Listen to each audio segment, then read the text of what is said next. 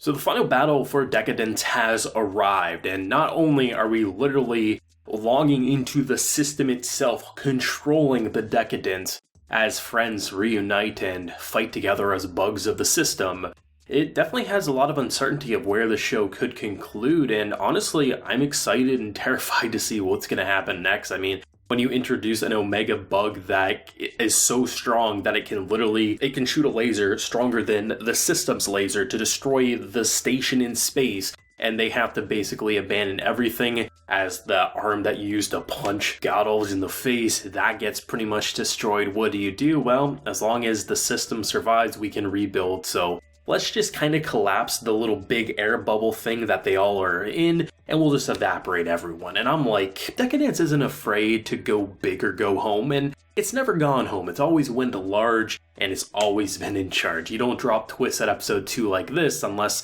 you're pretty sure you can do what you want to do. And there's actually an interesting article I was reading about just how the show was made, and originally that Kaburagi twist was going to come at episode 5, but had they revealed it sooner, then it would make a lot more sense for his motivations and you'd be able to kind of feel compassionate towards him. So it's interesting how they directed this show, and definitely I can say they stuck the landing for me every single week. I mean, you can go back to last week's review. I was saying, oh, now that Kaburagi's avatar is dead, it'd be really interesting to see Natsume have to get out of this situation herself. And they start the episode off with immediately, okay, his body's dead, and then he logs into his other avatar and kills the avatar of the person trying to kill her as well as himself. At first, I actually thought that was going to be a bit of a disappointing factor. I was like, oh, this would be a really good moment for her to take actions into her own hands, not have to rely on Kaburagi. And at first, I was a little put off by it, but the longer I watched the episode, I was like, oh, it makes more sense for the narrative to have him log into a station nearby, use his other avatar to save her life, because really, what could she do against this person? The only way to really kill his body is by getting a sneak attack in, and honestly, that was the only way to do so. And because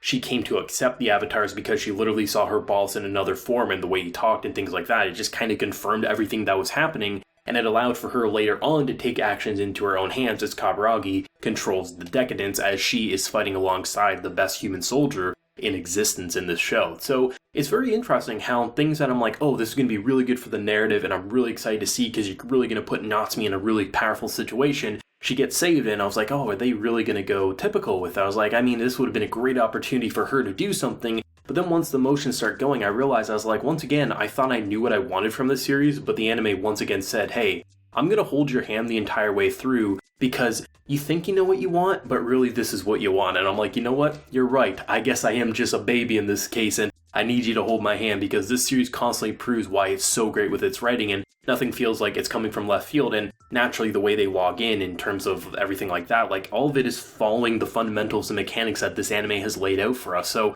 it's not like things are coming from left field and he can randomly jump into a new body. He's already had that avatar made, so it makes total sense he was able to do it in such a lickety-split motion. I think just the overall idea of this Gato who continues to evolve and becomes insane. I mean, I knew it wasn't going to be a very easy one-shot KO like we're typically used to with draining the blood and then firing a laser or firing a fist of rocks towards its face.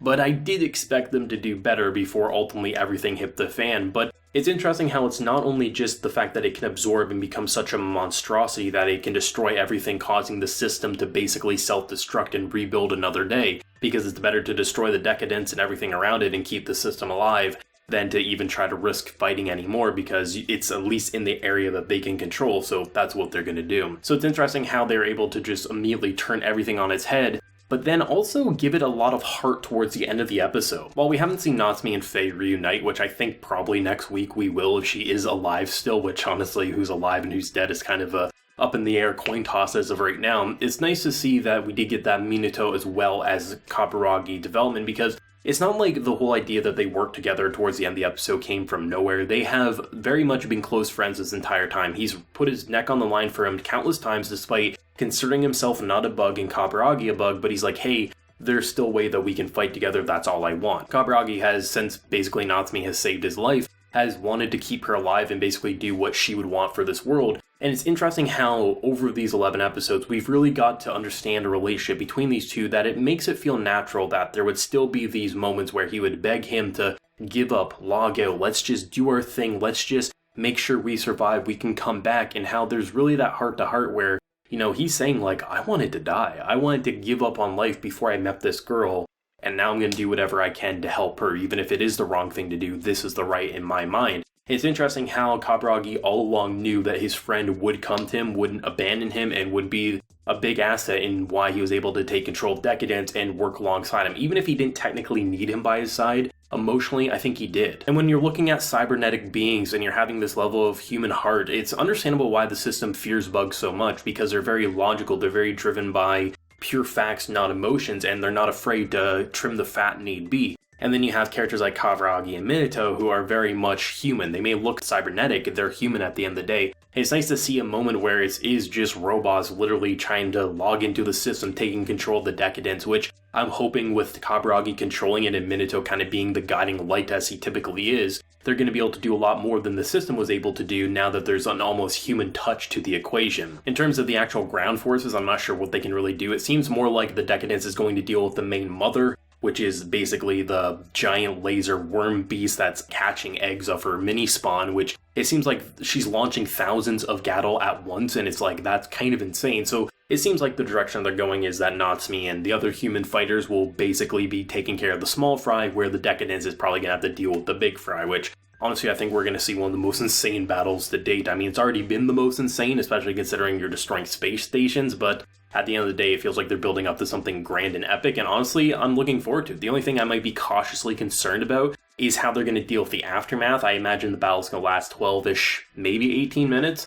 but how are they going to deal with the epilogue? I don't think we're building up to a season 2. I think we are building up to a conclusion, but then again, maybe because this is an original, maybe they feel confident with it that they are going to confirm a second season. Maybe the second season will be the aftermath of all this. There's a lot of possibilities, but what these 11 episodes have proved to me is that this series knows what it's doing. It's not something that's had pacing problems or felt like it didn't know how to execute certain things. It feels like this is a very well-structured and thought-out series, so I'm sure the finale is going to stick its landing and be the biggest and best episode to date. I'm going to go out on a limb and say something like that. And the fact that they're even able to incorporate some more simple and cute moments, like Natsume casually discovering the cyborgs, and she's just like, machines? And she's like, boss? And she just naturally kind of grows accustomed to it in a very unnatural but pretty natural way for herself. Most humans would probably be shitting their pants or wanting to smack them upside the head, but her, with everything that she's seen, she naturally is like, oh, so boss is like this, and she imagines what he looks like. It's like, that's actually kind of cute. It's understandable why Kaburagi followed her so easily, and characters